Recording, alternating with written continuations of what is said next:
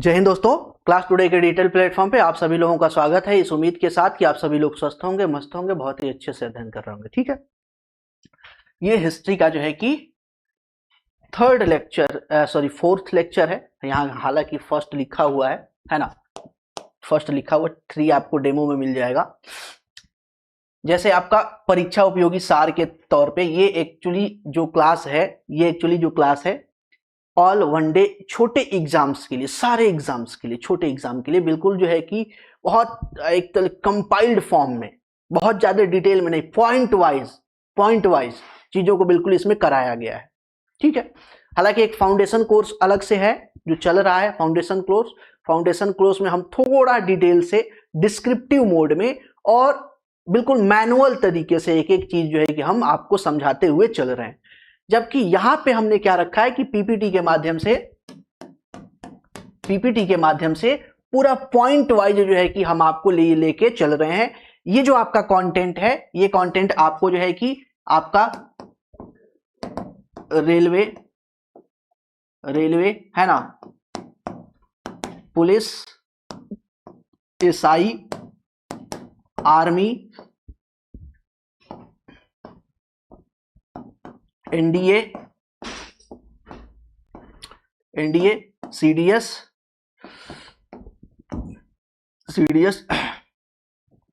और क्या हो गया, एसएससी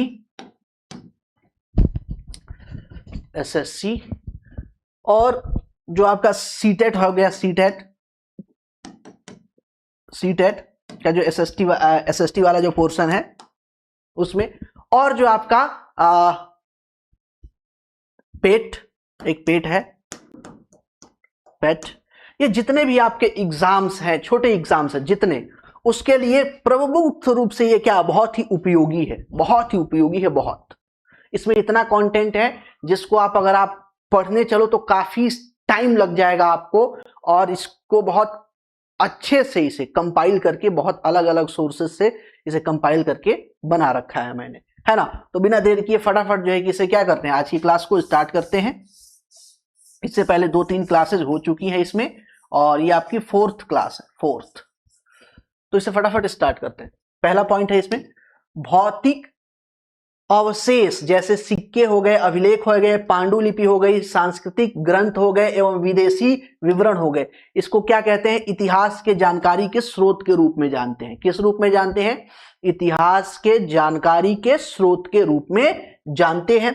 2025 वर्ष पूर्व ईरानियों व यूनानियों ने सिंध को हिंदोस व इंदोस और इस नदी के पूर्व के में स्थित भूमि को कहा था, क्या कहा था? इंडिया कहा था। तो इंडिया किसकी देन है? जो इंडिया हम आज नाम जो है कि जानते हैं, ये इंडिया किसकी देन है? तो ये आपको जो आपके ईरानी और यूनानी आए थे बहुत साल पहले भारत में, उनकी देन है। ठीक है, इस चीज को भी याद रखिए, पूछा जाता है कि जो इंडिया नाम मिला है भारत को, ये किसकी देन है, कौन लोग जो है कि प्रयोग किए हैं? तो ये आपके यूनानी व ईरानियों ने इसका प्रयोग किया है। जिस काल का कोई लिखित साक्ष्य न हो उसे क्या कहते हैं? प्रागैतिहासिक काल। क्या कहते हैं? प्रागैतिहासिक काल। भारतीय पुरातत्व सर्वेक्षण विभाग के जनक किसको माना जाता है? कनिंघम को माना जाता है। कई बार ये बहुत फेमस प्रश्न है कि भारतीय पुरातत्व का पिता किसे कहे? जनक कह लीजिए या पिता कह लीजिए, पिता बोलिए, दोनों एक ही चीज है कि भारत में भारतीय पुरातत्व विभाग के जनक या पिता किसे कहा जाता है? तो कनिंघम को कहा जाता है। अशोक के अभिलेख 4 भाषाओं में पाई जाती है, ब्राह्मणी, खरोष्टी, ग्रीक और आरमाइक।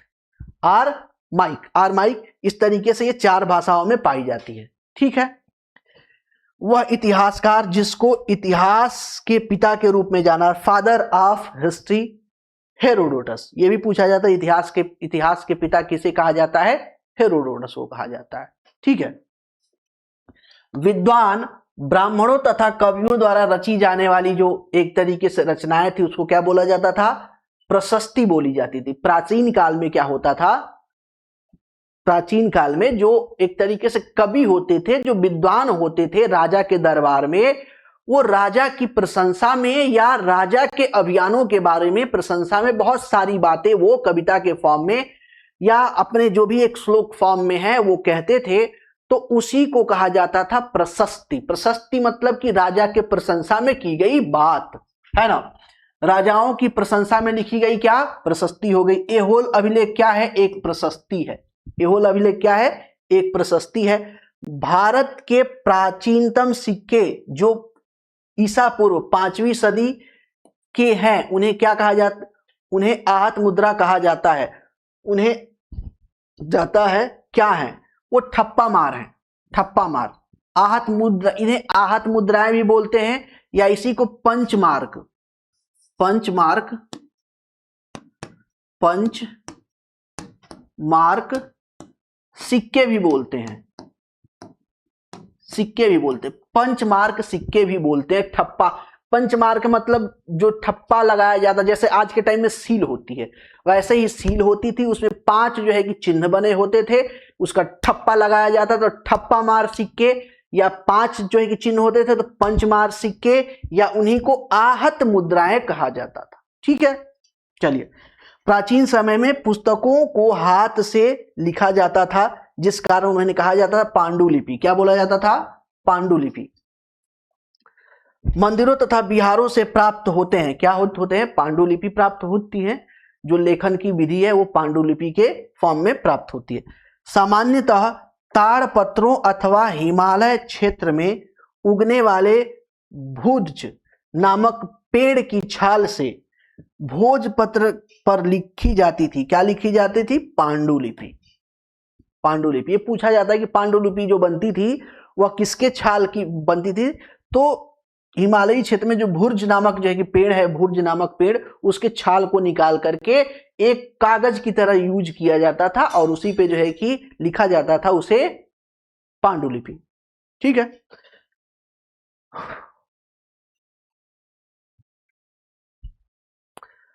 सामवेद को या का जनक मूल कहा जाता है भारतीय संगीत का।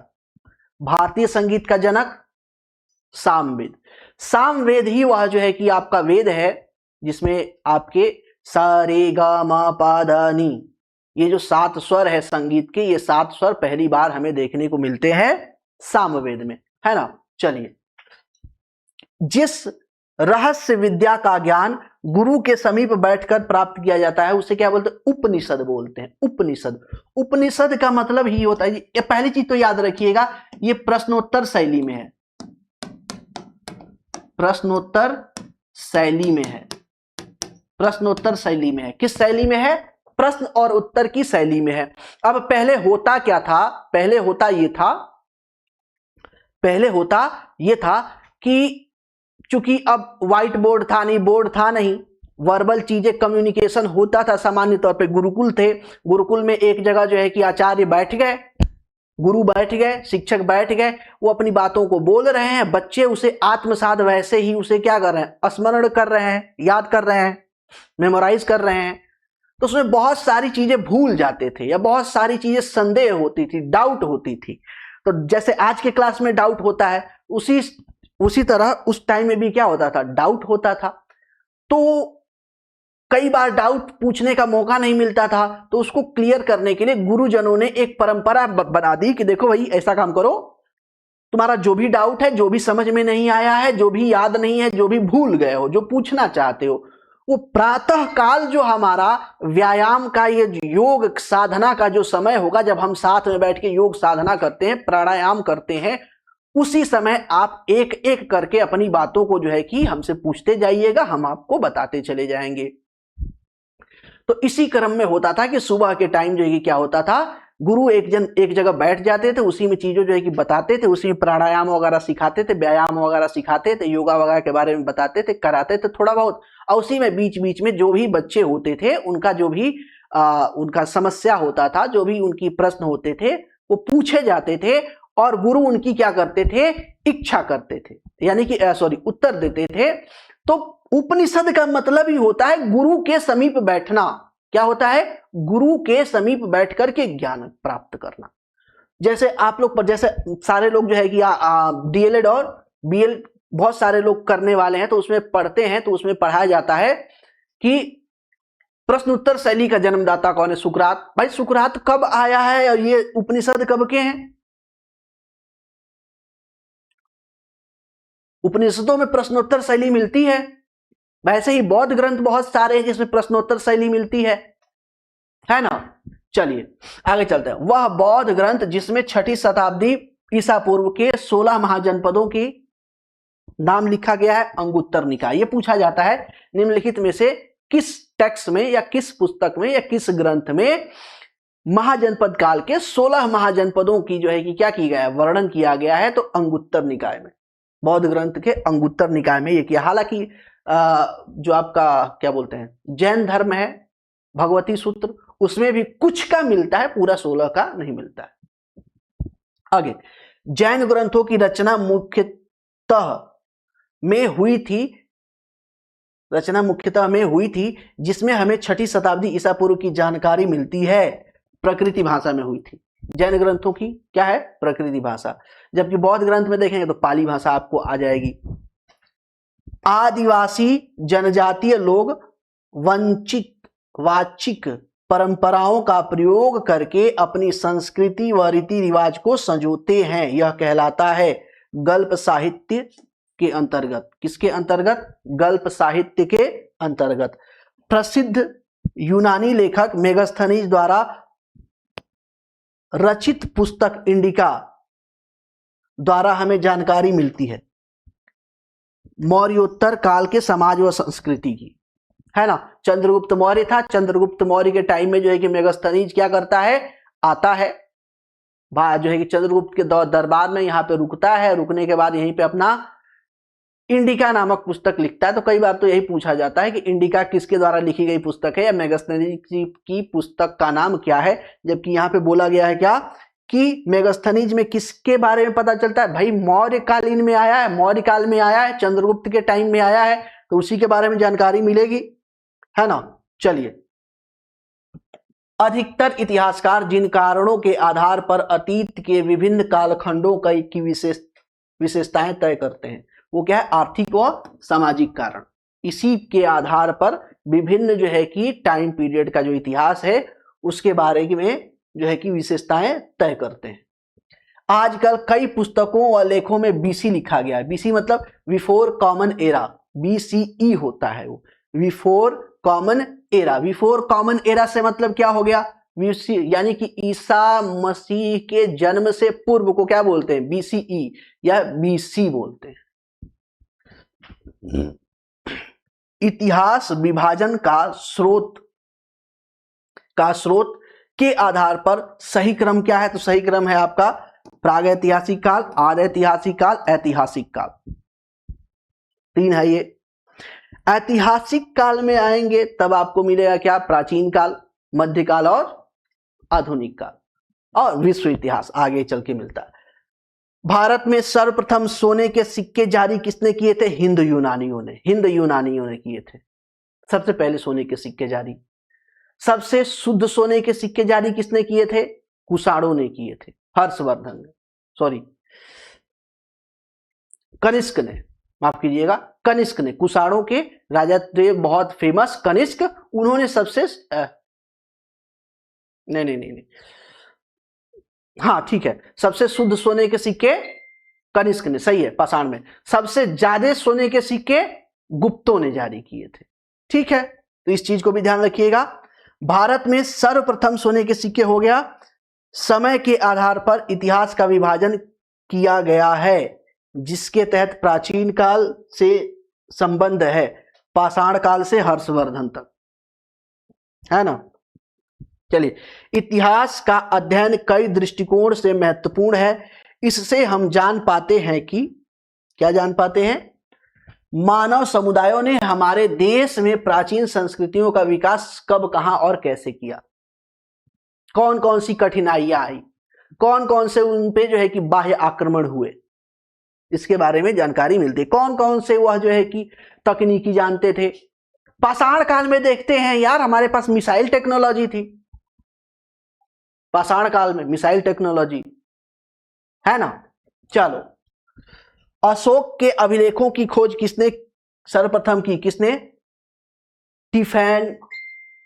टेलर, टीफैन टेलर ने।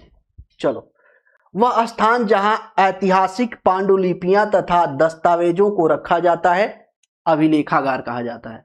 क्या बोला जाता है? अभिलेखागार। अभिलेखागार। वह नाविक जिसने भारत का समुद्री रास्ता पाने के लिए पश्चिम की ओर प्रस्थान कर गया वो क्रिस्टोफर कोलंबस था।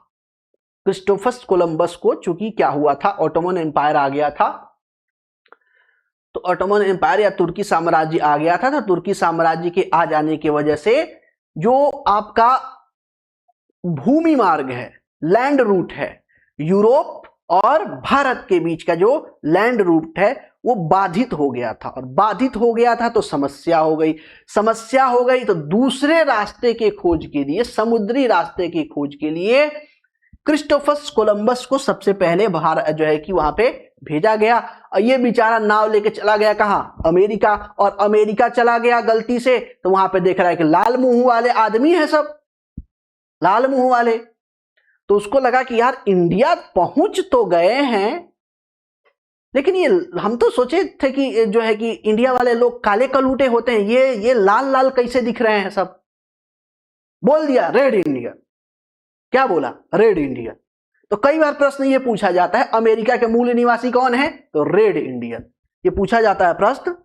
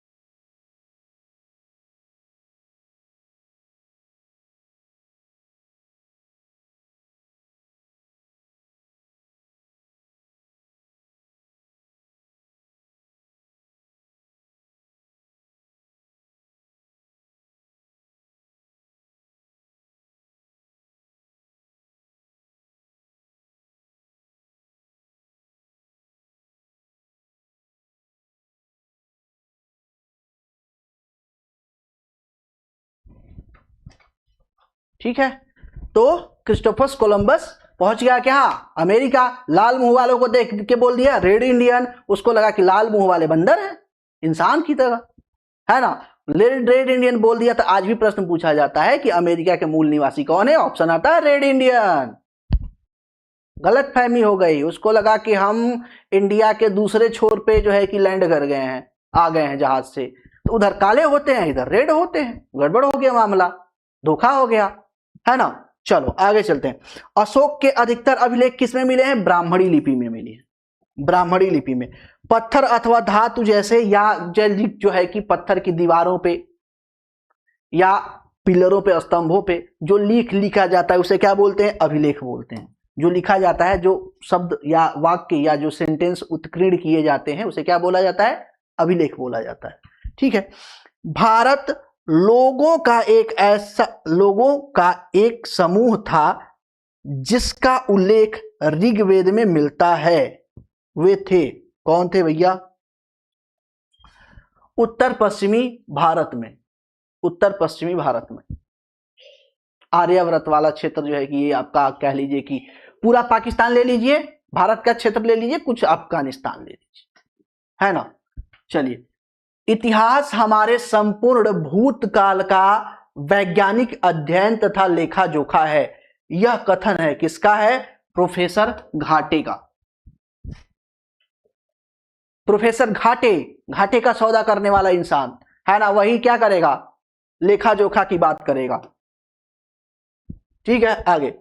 भारतीय पुरातात्विक सर्वेक्षण के प्रथम सर्वेयर जनरल कौन थे? अलेक्जेंडर कनिंघम पहले थे। शाहनामा किसने लिखी है? फिरदौसी द्वारा लिखी गई है। अजंता की गुफाएं स्थित है महाराष्ट्र में। अजंता और एलोरा की गुफाएं कहां पे है? महाराष्ट्र में।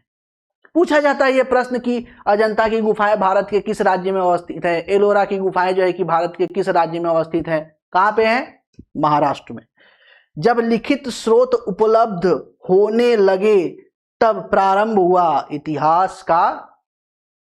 मुख्य रूप से एक रोमन विद्वान जिसने भारत के रोमन साम्राज्य के साथ व्यापार का भी उल्लेख किया है, कौन है? प्लिनी। प्लिनी ने उल्लेख किया है। भारतीय इतिहास को प्राचीन, मध्य व आधुनिक कालों में विभाजित करने में समस्याएं भी है। यह समस्याएं कौन सी हैं? तो क्योंकि यह संकल्पना पश्चिमी देशों के इतिहास लेखन से ली गई है, तो यहां पे एक समस्या है भारत में।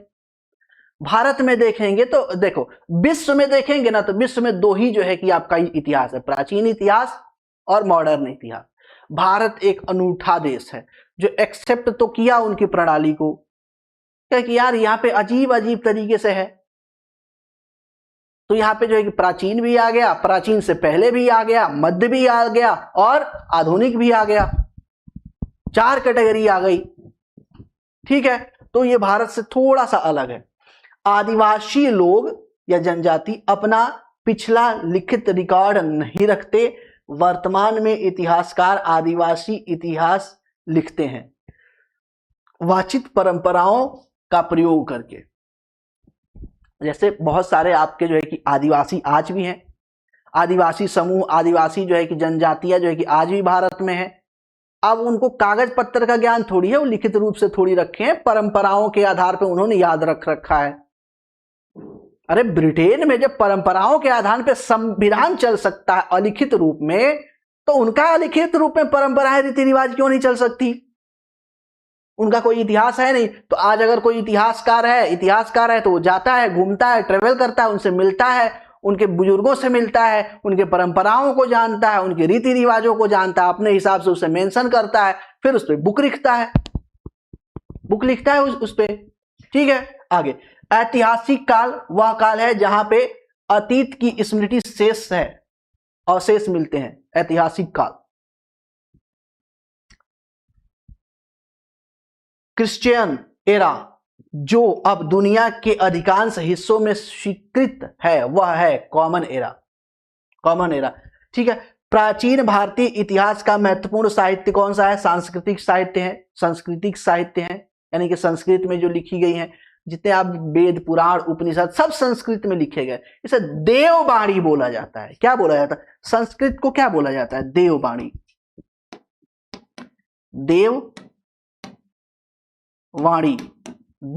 बोला जाता है। देववाणी क्यों बोला जाता है? इस समय खूब वीडियो वायरल हो रहा है एक यूएफओ जैसा एक जो है कि एक कोई क्रिस्टल बॉल मिला है, उस पर बहुत सारी कला की कृतियां हैं, उस पर जो है कि वैज्ञानिक रिसर्च कर रहे हैं, बहुत सारी भाषाओं से उससे कनेक्ट करने की कोशिश कर रहे हैं, बहुत सारे जो है कि तकनीकी से उससे कनेक्ट करने की कोशिश, उस पर रिएक्शन ही नहीं आ रहा है। पहली बार उस पर संस्कृत के श्लोक बोले गए, गायत्री मंत्र बोला गया, और भी जो है कि संस्कृत के श्लोक है वो पढ़े गए, तो उससे उसका रिएक्शन आने लगा, एक्ट उस पे करने लगा वो। ऐसा जो है कि वीडियो में वायरल हो रहा है इस समय बहुत। ठीक है, तो संस्कृत को क्या बोला जाता है? देववाणी बोला जाता है। इंडिका के लेखक कौन है? इधर मेगास्थनीज हो गए। राजा की प्रशंसा करने लिखे जाने क्या बोलते हैं? प्रशस्ति बोलते हैं, मैंने बता दिया। शासक या राजा की उपलब्धियों का वर्णन प्रशस्ति में किया जाता है। हिंद यूनानी शासकों ने के बारे में जानकारी कहां से मिलती है? सिक्कों से मिलती है। जो हिंद यूनानी शासक हैं, हिंद यूनानी शासकों के जानकारी का जो मुख्य स्रोत है वो क्या है? सिक्के हैं। ठीक है, इन्होंने पहले सोने के सिक्के जारी किए थे, और सबसे ज्यादा सोने के सिक्के गुप्तों ने जारी किए थे। सर्वाधिक शुद्ध सोने के सिक्के किसने जारी किए थे? कुषाणों ने, कनिष्क ने जो है जारी किए थे। वह भारतीय साहित्य धरोहर जिसका अर्थ गुरु के पास बैठना, उपनिषद है, बता ही दिए हैं। चलो अब इसको खत्म। सन 2012 को इस प्रकार से भी लिखा जा सकता है, एडी 2012, अभी 25 चल रहा है, 25 एडी लिखा जा सकता है। ठीक है, चलो आगे। अब यहाँ पे कुछ जो है कि बहुत इंपॉर्टेंट चीजें हैं, उसको फटाफट यहाँ पे देखते चलेंगे। दिख रहा है क्लियर? चलो दिख रहा है क्लियर। वेद और उपनिषद है। ऋग्वेद के दो उपनिषद, ऐतरीय और कौशिकी, ऐतरीय और कौशिकी, ऐतरीय और कौशिकी। यजुर्वेद के देखेंगे तो आपके यहाँ पे बहुत सारे हैं। ईशोपनिषद, बृहदारण्यक उपनिषद, कठो उपनिषद है ना, कठो उपनिषद और श्वेताश्वर उपनिषद, मैत्राणी उपनिषद। इसमें से आपको जो है कि दो याद रखना है मुख्य रूप से, बृहदारण्यक और कठो उपनिषद। ये दो आपको मुख्य रूप से याद रखना है, दो, कम से कम दो आपको याद रखना है। सामवेद का छंदोग्य उपनिषद और केन उपनिषद। अथर्ववेद का मुंडको उपनिषद और मांडुक्यो उपनिषद। प्रश्न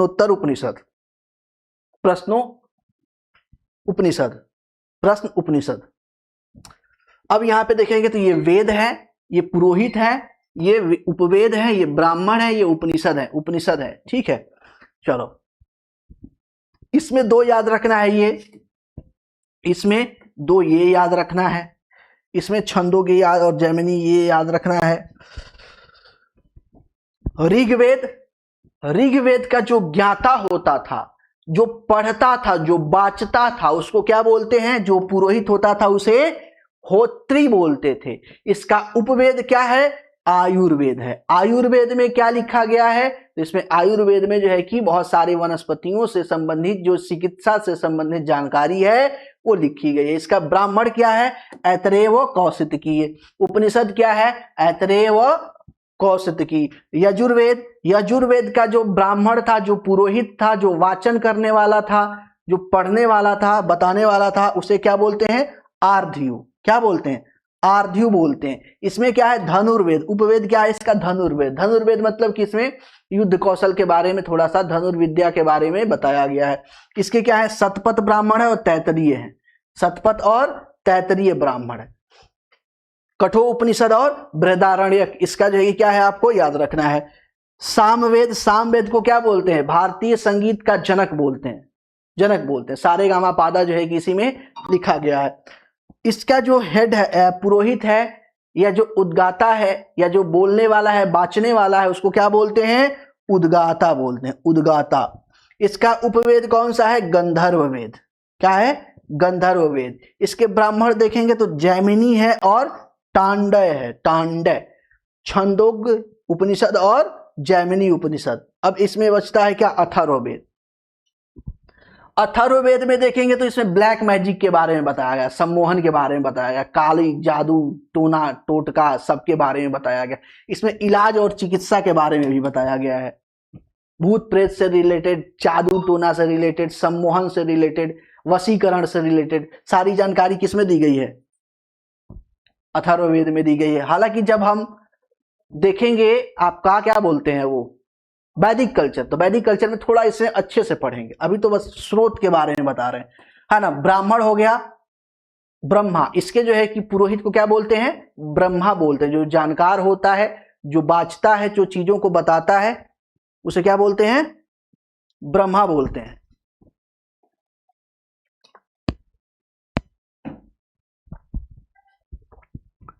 ब्रह्मा बोलते हैं। इसके उपवेद को क्या बोलते हैं? शिल्पवेद। क्या बोलते हैं? शिल्पवेद। इसका जो है कि आपका ब्राह्मण कौन सा है? गोपथ है। ये आपका उपवेद है ना। इसके आपके क्या बोलते हैं कि वो उपनिषद कौन कौन से? तो मुंडको उपनिषद और मांडुक्यो उपनिषद। ऐतिहासिक साहित्यिक स्रोत जो बहुत ज्यादा क्या बोलते हैं कि वो प्रसिद्ध है और जो अलग अलग एग्जाम में बहुत बार पूछे जाते हैं, तो वो है आपका राजतरंगिणी। किसकी है? कल्हण की राजतरंगिणी। ये पूछा जाता है राजतरंगिणी के लेखक कौन है, या राजतरंगिणी जो है किसकी रचना है, या निम्नलिखित में से कौन कल्हण की रचना है? तो राजतरंगिणी। राजतरंगिणी। हर्षचरित बाण भट्ट का, किसका है? हर्षचरित। हर्षवर्धन के बारे में, हर्षवर्धन के जीवनी के रूप में लिखा गया था क्या? हर्षचरित। किसके द्वारा? बाण भट्ट द्वारा। पृथ्वीराज रासो चंद्रबरदाई के द्वारा, पृथ्वीराज रासो चंद्रबरदाई के द्वारा। इसमें तो प्रॉपर मूवी बनी है ना, पृथ्वीराज रासो चंद्रबरदाई। मुद्रा राक्षस विशाखा दत्त, मुद्रा राक्षस विशाखा दत्त। अर्थशास्त्र कौटिल्य की पुस्तक है। अर्थशास्त्र क्या है? कौटिल्य की पुस्तक है। और ये राजनीतिक विज्ञान, राजनीतिक विज्ञान की प्रथम पुस्तक है, प्रथम पुस्तक है पूरे विश्व में। राजनीतिक विज्ञान की क्या है? प्रथम पुस्तक है। अभिज्ञान शाकुंतलम,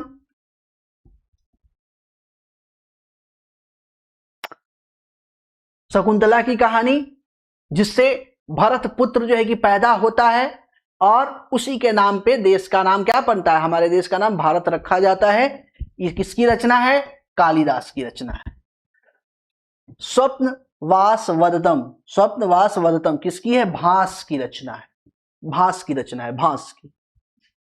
ये कुछ रचनाएं हैं जो प्रमुख रूप से बहुत सारे, देखिए ये जो कंटेंट आपको दे रहे हैं ना, ये समझिए कि जितना मैंने एग्जाम बताया है उसके लिए बिल्कुल ये ब्रह्मास्त्र है, बिल्कुल ब्रह्मास्त्र। एक भी इधर उधर आपका गड़बड़, जितना इसमें मैंने बता दिया है उतना ही आप कर लेते हैं तो बहुत ज्यादा आपकी टेंशन की बात नहीं होगी, ठीक है। अब कुछ बहुत सारे राजा थे हमारे इतिहास में, बहुत सारे राजा हुए हैं। उन राजाओं में से देखो, शस्त्र और शास्त्र दो चीजें हैं। शस्त्र और शास्त्र दो चीजें हैं, दो चीजें। और ये दोनों किसी एक व्यक्ति के पास नहीं हो सकते। और जिस एक व्यक्ति के पास ये दोनों चीजें हो सकती हैं वह प्रकांड विद्वान होता है। क्या होता है? प्रकांड विद्वान होता है। जिसके पास शस्त्र होगा वो शास्त्र की बात नहीं करेगा। क्यों? शास्त्र में इथिक्स की बात की जाएगी, नैतिकता की बात की जाएगी, मूल्य की बात की जाएगी, मानवता की बात की जाएगी, कल्याण की बात की जाएगी, जनता की भलाई की, प्रजा की भलाई की बात की जाएगी, अहिंसा की बात की जाएगी, परोपकार की बात की जाएगी। और ये सारी बातें राजा के लिए शस्त्र वाला जो रूप है उसके लिए क्या है? सही नहीं है।